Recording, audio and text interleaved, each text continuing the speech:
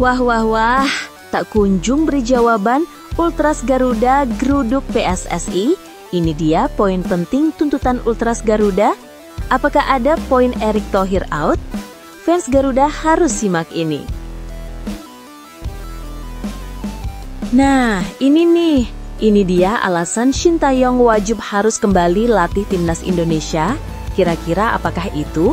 Yuk saksikan beritanya hingga selesai.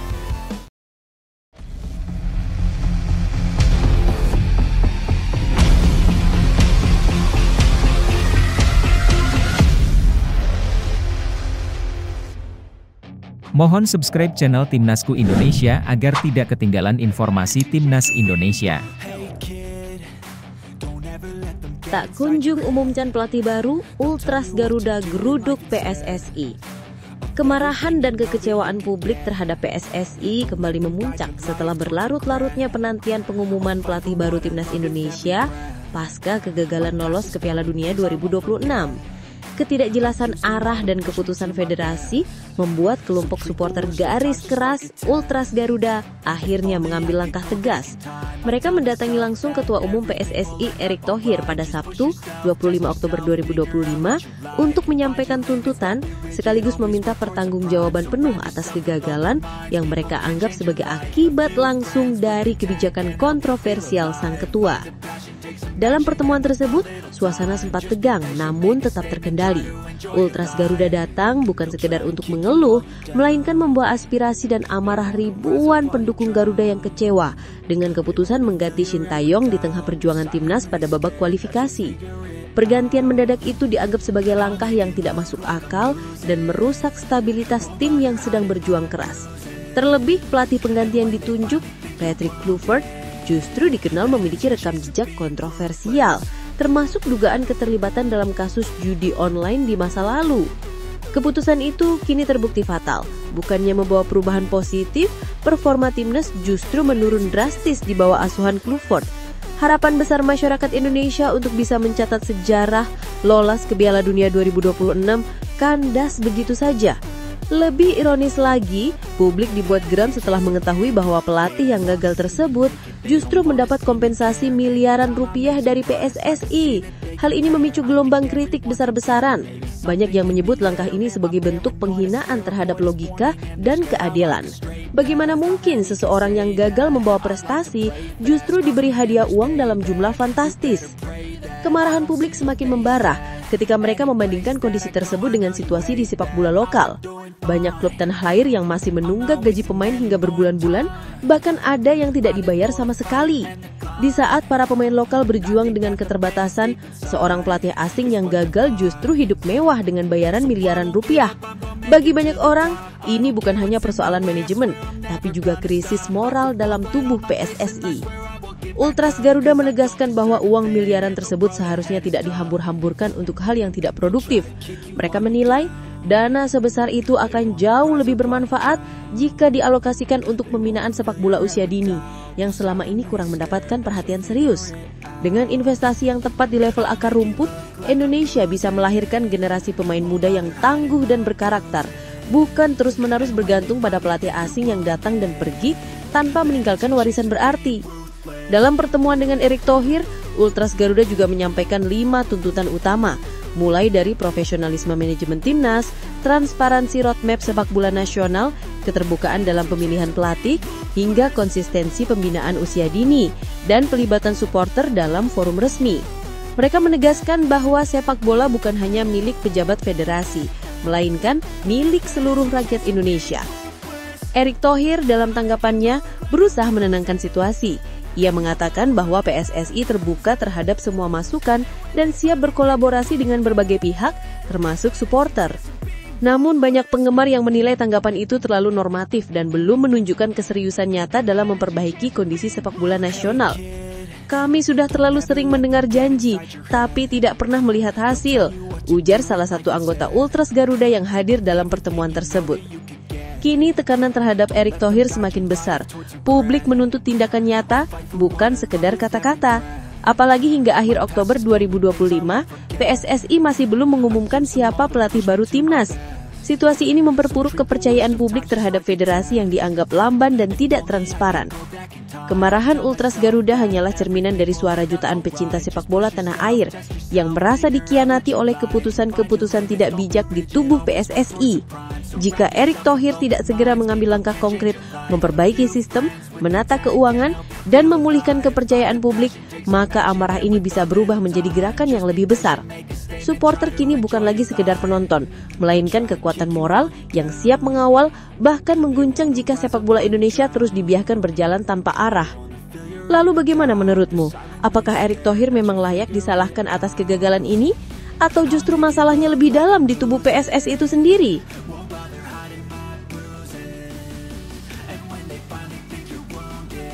Alasan Shin Tae-yong harus kembali latih timnas Indonesia. Perjalanan sepak bola Indonesia dalam beberapa tahun terakhir memang seperti menaiki roller coaster. Penuh kejutan, naik cepat, lalu tiba-tiba anjlok tanpa arah. Setelah pemecatan Shin Tae-yong di awal tahun 2025 dan penunjukan Patrick Kluivert sebagai pelatih pengganti, publik sempat optimistis bahwa sentuhan Eropa modern bisa membawa timnas Indonesia melangkah lebih jauh. Namun, kenyataan berkata lain. Harapan besar itu justru berubah menjadi kekecewaan mendalam.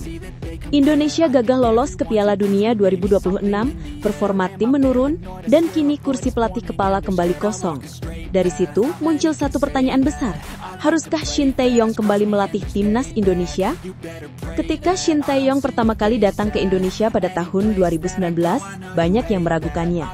Sosok asal Korea Selatan itu dikenal keras, disiplin, bahkan kerap dianggap terlalu tegas oleh sebagian pemain. Namun, di balik sikapnya yang tegas, Shin membawa visi besar. Ia tidak hanya datang untuk melatih tim senior, tetapi membangun fondasi jangka panjang bagi seluruh struktur sepak bola nasional dari timnas U19, U23, hingga sistem pembinaan modern. Shin memperkenalkan pendekatan ilmiah dalam latihan, mulai dari analisis data performa hingga pengaturan nutrisi pemain. Ia membawa pola kerja profesional yang selama ini nyaris asing di dunia sepak bola Indonesia. Dalam 5 tahun masa kepelatihannya, peringkat FIFA Indonesia melonjak ke posisi 134 dunia, sebuah pencapaian signifikan yang belum pernah terjadi dalam waktu lama. Lebih dari sekedar angka, itu adalah bukti bahwa Shin berhasil menanamkan sistem dan karakter permainan yang jelas, cepat, agresif, dan pantang menyerah. Sayangnya perjalanan positif itu berhenti di tengah jalan. Pada awal tahun 2025, Shin resmi dilepas oleh PSSI dengan alasan mencari peningkatan prestasi jangka pendek. Posisinya kemudian digantikan oleh Patrick Kluivert, legenda sepak bola Belanda yang diharapkan bisa membawa pengaruh besar. Namun hasilnya justru jauh dari harapan. Dalam waktu kurang dari setahun, Kluivert mencatat hanya 3 kemenangan dari 8 pertandingan dan gagal membawa Indonesia melangkah ke babak lanjutan kualifikasi Piala Dunia 2026. Bukan hanya itu, gaya permainan timnas yang dulu solid kini terlihat kehilangan arah. Para pemain tampak kebingungan dengan sistem baru, koordinasi antar lini melemah, dan mental juang menurun drastis. Fondasi kuat yang telah dibangun Shin selama bertahun-tahun seolah hilang dalam sekejap. Situasi ini menjadi pelajaran pahit bagi PSSI dan publik. Perubahan cepat tanpa kesinambungan justru bisa menghancurkan apa yang telah dibangun dengan susah payah. Kini banyak suara yang menyerukan agar Shin Tae-yong kembali ke kursi pelatih timnas Indonesia. Ada beberapa alasan kuat di balik dorongan tersebut. Pertama, Shin sudah memahami DNA sepak bola Indonesia. Ia tahu bagaimana mengelola pemain muda yang penuh emosi, namun memiliki semangat besar. Pendekatannya tak hanya berbicara soal taktik, tetapi juga membentuk mental dan karakter pemain. Kedua, Shin adalah pelatih yang memiliki visi jangka panjang. Ia tidak mengejar hasil instan, melainkan membangun sistem berjenjang antar level tim nasional.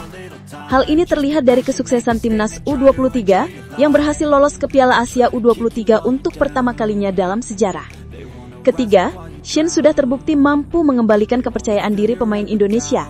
Di bawah arahannya, para pemain berani menghadapi tim besar seperti Jepang atau Korea Selatan tanpa rasa inferior.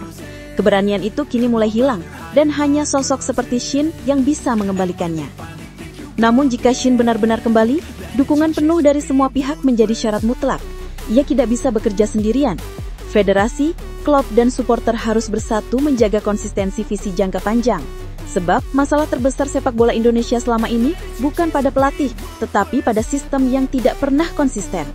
Setiap kali ganti pelatih, semua dimulai dari nol lagi. Shin Tae-yong mungkin bukan pelatih yang sempurna. Tetapi ia telah membuktikan bahwa perubahan sejati dimulai dari disiplin, konsistensi, dan kerja keras.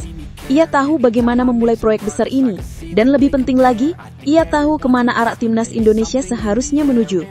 Jika diberi kesempatan kedua, bukan tidak mungkin Shin bisa menyelesaikan warisan yang sempat terhenti di tengah jalan. Pada akhirnya, mengembalikan Shin Tae-yong bukan berarti melangkah mundur, melainkan melanjutkan perjalanan yang belum selesai. Ia telah menanam benih perubahan, dan kini saatnya benih itu tumbuh menjadi pohon yang kokoh. Sepak bola bukan soal nostalgia, melainkan tentang belajar dari kesalahan dan memperbaiki masa depan. Lalu bagaimana menurutmu? Apakah Shin Tae-yong memang layak kembali memimpin timnas Indonesia? Silahkan tulis pendapatmu di kolom komentar.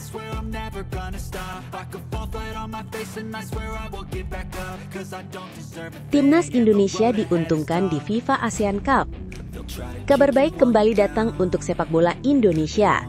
Kali ini, datang langsung dari Federasi Sepak Bola Dunia FIFA yang secara resmi mengumumkan rencana penyelenggaraan turnamen bergengsi bernama FIFA ASEAN Cup.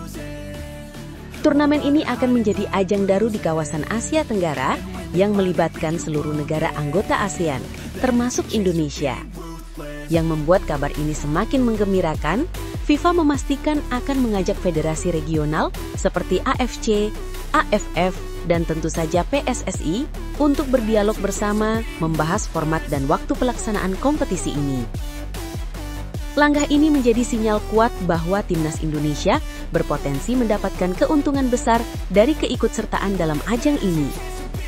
Presiden FIFA Gianni Infantino menyampaikan langsung pengumuman tersebut dalam acara KTT ASEAN ke-47 di Kuala Lumpur, Malaysia. Dalam kesempatan itu, ia menandatangani nota kesepahaman bersama Sekretaris Jenderal ASEAN Khaw Kim Hoorn disaksikan langsung oleh Perdana Menteri Malaysia Datu Seri Anwar Ibrahim. Meski Asia Tenggara sebenarnya telah memiliki turnamen 2 tahunan yaitu Piala AFF, namun FIFA ASEAN Cup disebut akan membawa semangat baru. Ajang ini diharapkan mampu mempererat hubungan antar negara ASEAN melalui sepak bola, sekaligus menaikkan level kompetisi di kawasan tersebut ke tingkat global. Menariknya, hingga kini FIFA memang belum mengumumkan jadwal pasti kapan turnamen ini akan digelar. Namun di balik ketidakpastian jadwal tersebut, terdapat peluang besar bagi Indonesia. Karena FIFA akan melibatkan AFC dan PSSI dalam menentukan waktu penyelenggaraan, maka terbuka kemungkinan besar turnamen ini akan ditempatkan pada kalender resmi FIFA. Artinya, jika masuk dalam FIFA Matchday, para pemain yang kini berkarir di Eropa seperti Elkan Baget, Ragnar Oratmangon, Tom Hai, hingga Justin Hubner bisa dipanggil membela timnas Indonesia tanpa hambatan dari klub mereka. Inilah keuntungan paling nyata yang bisa dirasakan Garuda. Selama ini, keterbatasan jadwal non-FIFA membuat pelatih Indonesia sering kesulitan memanggil pemain-pemain terbaiknya yang berkiprah di luar negeri. Namun, dengan status resmi sebagai ajang FIFA, semua klub wajib melepas pemainnya jika mendapat panggilan tim nasional. Ini tentu akan memperkuat skuad Garuda Merah Putih secara signifikan, bahkan menjadikan Indonesia sebagai salah satu kandidat kuat di turnamen baru ini. Selain itu, FIFA ASEAN Cup disebut akan mengadopsi format dari FIFA Arab Cup yang sukses besar di Timur Tengah. Turnamen itu diadakan 4 tahun sekali dan menjadi ajang pembuktian tim-tim Arab di level internasional. Jika format serupa diterapkan, maka FIFA ASEAN Cup bukan hanya ajang seremonial, tetapi juga menjadi kompetisi resmi dengan peringkat FIFA dan sorotan dunia. Bayangkan jika Indonesia mampu menampilkan kekuatan penuh, kombinasi pemain lokal dan pemain Eropa. Tentu akan menjadi tontonan yang membanggakan, bahkan bisa mengubah peta kekuatan sepak bola ASEAN. FIFA juga menegaskan bahwa turnamen ini bukan hanya soal kompetisi, tetapi juga pembangunan dan persatuan antar negara.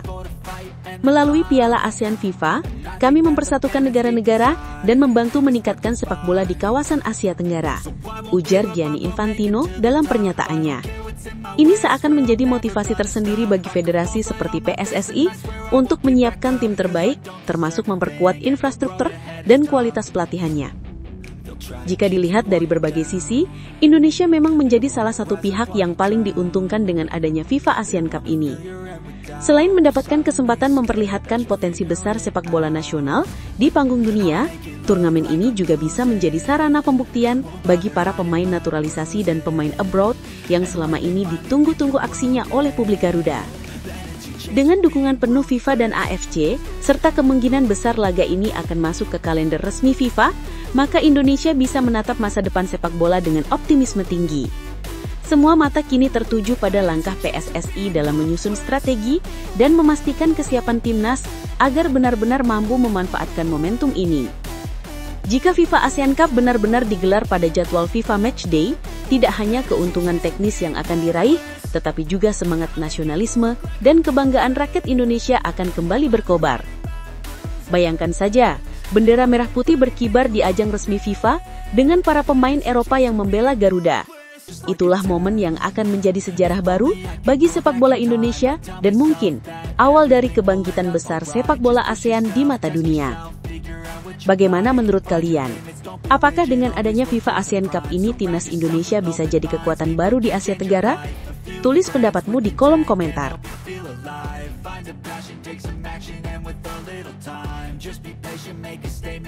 PSSI tertarik dengan laga baru FIFA usai gagal lolos Piala Dunia 2026. Usai kegagalan timnas Indonesia melaju ke babak selanjutnya di kualifikasi Piala Dunia 2026, kini arah dan fokus baru mulai terlihat dari langkah Federasi Sepak Bola Indonesia (PSSI). Kegagalan itu memang menjadi pukulan berat, apalagi setelah harapan besar publik untuk melihat Garuda terbang tinggi di kancah dunia kembali kandas. Namun, di balik kekecewaan itu muncul secercah harapan baru. FIFA baru saja resmi mengumumkan hadirnya turnamen anyar bertajuk FIFA ASEAN Cup, dan menaliknya, PSSI tampak antusias menyambut ajang tersebut sebagai prioritas baru bagi timnas Indonesia. Sekretaris Jenderal PSSI Yunus Nusi secara terbuka mengisyaratkan bahwa Indonesia kini akan menempatkan FIFA ASEAN Cup sebagai turnamen utama di tingkat regional, menggantikan fokus lama pada Piala AFF yang selama hampir 3 dekade menjadi tradisi persaingan Asia Tenggara. Langkah ini disebut sebagai bentuk penyesuaian terhadap perkembangan sepak bola modern, di mana kompetisi yang diakui FIFA dinilai memiliki nilai prestisius dan strategis lebih besar. Tentu FIFA ASEAN Cup ini akan sangat meriah menurut saya, karena labelnya FIFA. Mungkin bisa saja setingkat di atas AFF di lingkungan ASEAN, ujar Yunus dalam wawancaranya dengan media, Selasa 28 Oktober 2025. Pernyataan tersebut menggambarkan arah baru yang cukup signifikan bagi PSSI. Selama ini, Piala AFF memang menjadi kebanggaan tersendiri, tetapi seringkali terbatas karena tidak masuk kalender resmi FIFA. Akibatnya, banyak pemain Indonesia yang bermain di luar negeri tidak bisa memperkuat tim nasional karena klub mereka tidak wajib melepaskannya. Dengan hadirnya FIFA ASEAN Cup, situasi itu berubah total. Turnamen ini berada langsung di bawah naungan FIFA, yang berarti setiap klub wajib melepaskan pemainnya saat negara mereka berlaga di kompetisi resmi ini. Hal ini membuka peluang besar bagi Indonesia untuk menurunkan skuad terbaiknya.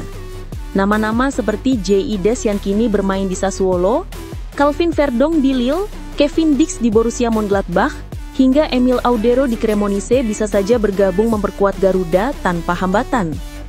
Bayangkan jika seluruh pemain diaspora Indonesia bisa bersatu membela merah putih dalam satu turnamen resmi FIFA, kekuatan tim nasional tentu akan naik berkali lipat.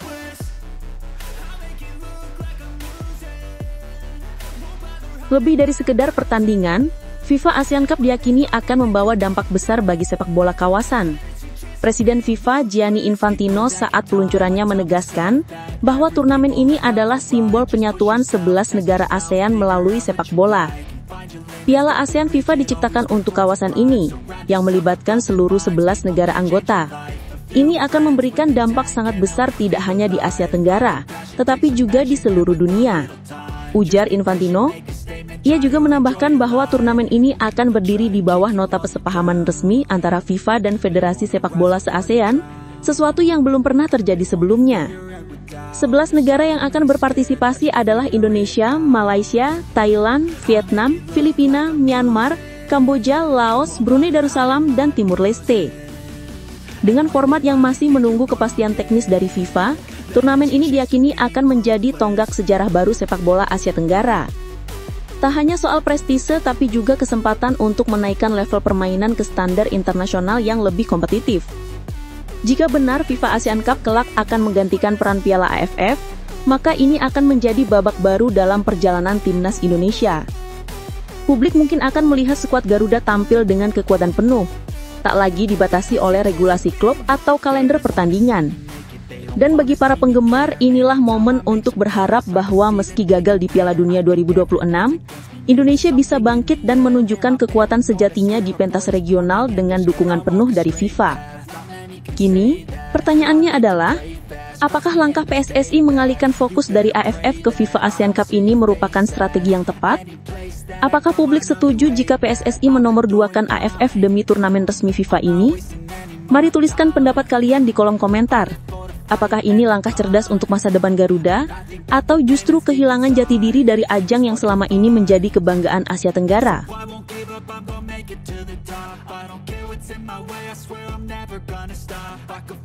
Sumarji blak-blakan diminta cari pelatih timnas Indonesia. Langsung blak-blakan, Sumarji kini mendapat tugas berat dari Ketua Umum PSSI, Erick Thohir. Setelah pemecatan Patrick Kluivert akibat kegagalannya membawa timnas Indonesia lolos ke Piala Dunia 2026, kursi pelatih Garuda kini kosong dan jadi topik paling hangat di kalangan pencinta sepak bola tanah air. Erick Thohir secara tegas meminta Sumarji, yang juga menjabat sebagai Ketua Badan Tim Nasional (BTN), untuk segera mencari sosok pelatih baru yang tepat. Namun, di tengah proses pencarian ini, publik justru ramai menyuarakan satu nama yang sudah sangat melekat di hati mereka, Shin Tae-yong. Suara para fans Garuda begitu lantang di media sosial, di forum sepak bola, bahkan di stadion. Mereka menginginkan Shin Tae-yong kembali menangani timnas Indonesia. Meski masa kepelatihannya telah berakhir dan PSSI seolah menutup pintu rapat-rapat untuk pelatih asal Korea Selatan itu, keinginan publik justru makin membesar. Banyak yang menilai, di tangan Shin Tae-yong, timnas Indonesia pernah memiliki identitas permainan yang kuat dan semangat juang yang tak mudah padam. Meski tak membawa Indonesia ke Piala Dunia, STY dinilai telah mengubah mental dan gaya bermain tim nasional menjadi lebih modern, berani, dan disiplin. Kini, ketika posisi pelatih kosong, publik berharap Sumarji bisa mendengar aspirasi itu. Sosok yang dikenal tegas dan punya hubungan dekat dengan para pemain ini, diharapkan bisa menuruti keinginan fans Garuda. Sebab, jika langkah PSSI kali ini salah arah, bukan tidak mungkin nama Shin Tae-yong akan terus bergema di tribun stadion setiap kali Indonesia kalah. Fenomena seperti ini sudah sering terjadi di dunia sepak bola. Ketika pelatih yang dicintai fans pergi, tapi kehadirannya tetap dirindukan setiap kali tim tampil buruk. Meski begitu, Sumarji sendiri bersikap hati-hati. Dalam pernyataannya, ia mengaku tengah berdiskusi dengan Alexander Zwiersen, Direktur Teknik PSSI. Zwiersen disebut memiliki pandangan berbeda, namun keduanya harus berkoordinasi sebelum menentukan siapa sosok yang paling tepat menukangi Garuda. Saya tidak mau komentar terlebih dahulu tentang pelatih-pelatih yang masuk radar, ujar Sumarji kepada awak media, Senin 27 Oktober 2025. Beberapa nama pelatih asing kini sudah muncul di radar. Sebut saja Jesus Casas, Timur Kapadze, hingga Frank de Boer. Mereka semua memiliki rekam jejak yang cukup mentereng, tetapi tak satupun yang punya kedekatan emosional dengan publik Indonesia seperti Shin Tae-yong. Bahkan, meski Sumarji enggan menyebut nama, rumor keinginan fans agar STY kembali tetap menjadi topik utama di jagat maya. Bagi banyak supporter, Shin Tae-yong bukan sekedar pelatih, tetapi simbol kebangkitan sepak bola Indonesia modern. Namun, tugas Sumarji bukan sekedar memenuhi keinginan publik. Ia juga harus memastikan pelatih baru nanti sejalan dengan visi jangka panjang PSSI. Dalam arahan Alexander Zwiersen, pelatih yang dipilih harus bisa menyetujui dua target besar. Jangka pendek, membawa Indonesia lolos ke babak 16 besar Piala Asia 2027, dan jangka panjang, membawa Garuda berlaga di Piala Dunia 2030 atau 2034. Selain itu, pelatih baru juga dituntut memiliki komunikasi baik dengan klub dan supporter, dua elemen penting dalam membangun pondasi sepak bola nasional yang solid. Kini, publik hanya bisa menunggu. Akankah Sumarji berani mengambil langkah yang sesuai dengan suara hati para pendukung timnas Indonesia? Atau justru memilih jalur yang benar-benar baru? Satu hal yang pasti, jika pelatih baru gagal membawa hasil positif, maka nama Shin Tae-yong akan terus bergema di stadion-stadion Indonesia. Chen Wiwan Shinbaek bisa jadi akan mengguncang setiap laga Garuda. Bagi banyak fans, ini bukan sekedar soal siapa pelatihnya, tetapi tentang harapan yang pernah hidup di bawah kepemimpinan Shin Tae-yong, harapan yang kini mereka ingin rasakan kembali. Jadi, bagaimana menurutmu? Apakah Sumarji seharusnya mendengar suara supporter dan memanggil kembali Shin Taeyong? Atau memberi kesempatan pada wajah baru untuk menulis babak baru sejarah timnas Indonesia? Tuliskan pendapatmu di kolom komentar, karena suara fans Garuda selalu punya arti di perjalanan sepak bola bangsa ini.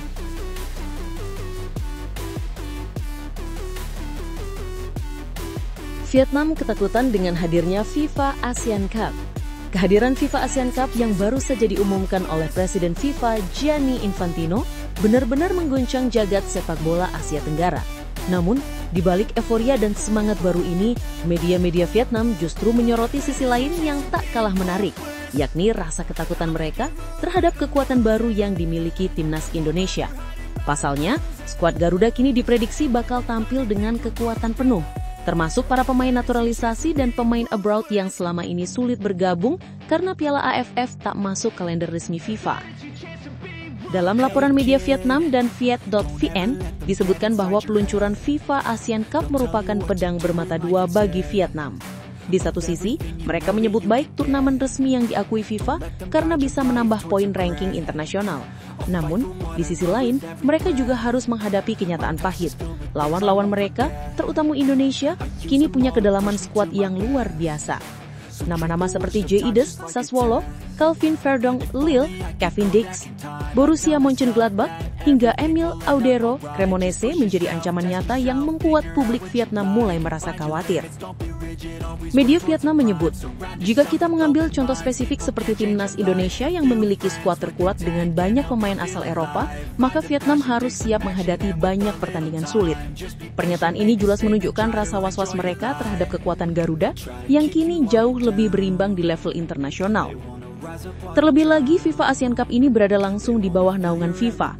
Artinya, semua klub wajib melepas pemainnya saat negara mereka berlaga. Tidak ada lagi alasan bagi klub-klub Eropa untuk menahan pemain keturunan Indonesia tampil membela merah putih. Sementara Vietnam disebut tak punya banyak pemain yang berkarir di luar negeri, situasi ini justru berbalik bagi Indonesia. Garuda memiliki daratan pemain yang tersebar di berbagai kompetisi top Eropa. Jika seluruhnya bisa turun di FIFA Asian Cup, maka bisa dipastikan timnas Indonesia akan menjadi lawan paling menakutkan di kawasan Asia Tenggara. Bahkan beberapa media Vietnam mengakui bahwa dengan kedalaman skuad seperti itu, Indonesia bisa menjadi favorit kuat untuk menjuarai turnamen perdana ini. Selain faktor pemain, kehadiran pelatih baru yang nanti akan dipilih oleh PSSI juga menjadi sorotan. Dengan arahan langsung dari Erick Thohir, Indonesia kini tengah menata ulang strategi jangka panjang agar Garuda bukan hanya kuat di ASEAN tetapi juga di Asia. Jadi wajar jika Vietnam mulai waspada. Bagi mereka, FIFA Asian Cup bukan sekedar ajang persahabatan antar negara ASEAN, tetapi medan perang baru di mana dominasi Vietnam yang selama ini diakui di kawasan bisa saja runtuh oleh kebangkitan Garuda. Meskipun begitu, beberapa kalangan sepak bola Vietnam mencoba berpikir positif. Mereka menilai turnamen ini akan memberi banyak manfaat, terutama dalam hal peningkatan kualitas dan mental para pemain muda. FIFA Asian Cup akan menjadi kesempatan hebat untuk berkompetisi, membantu tim Vietnam meningkatkan taktik dan semangat kompetitif mereka, ujar Lech Thi Hlan, salah satu pengamat sepak bola Vietnam. Namun di saat yang sama, pengakuan itu juga mengiratkan bahwa mereka tahu betul tantangan terbesar mereka kini datang dari arah barat, dari timnas Indonesia. Kekhawatiran Vietnam cukup beralasan, sebab di atas kertas, Garuda kini menjadi salah satu tim ASEAN dengan komposisi paling menjanjikan. Bukan hanya soal pemain naturalisasi, tetapi juga pemain muda berbakat hasil pembinaan jangka panjang yang kini mulai matang. Ditambah lagi dukungan penuh PSSI terhadap ajang ini, Indonesia tampak sangat serius menjadikan FIFA Asian Cup sebagai panggung pembuktian bahwa Garuda bukan lagi tim mediocre di kawasan. Kini publik menanti, apakah Vietnam mampu mempertahankan dominasinya di Asia Tenggara? Atau justru akan tergeser oleh Indonesia yang datang dengan kekuatan baru dan motivasi tinggi. Yang jelas, aroma persaingan mulai terasa jauh sebelum turnamen dimulai. Para fans Garuda tentu berharap skuad terbaik Indonesia benar-benar diturunkan dan membungkam rasa takut Vietnam di lapangan hijau. Bagaimana menurutmu? Apakah FIFA Asian Cup ini akan menjadi panggung kebangkitan Garuda dan mimpi buruk bagi Vietnam? Tuliskan pendapatmu di kolom komentar.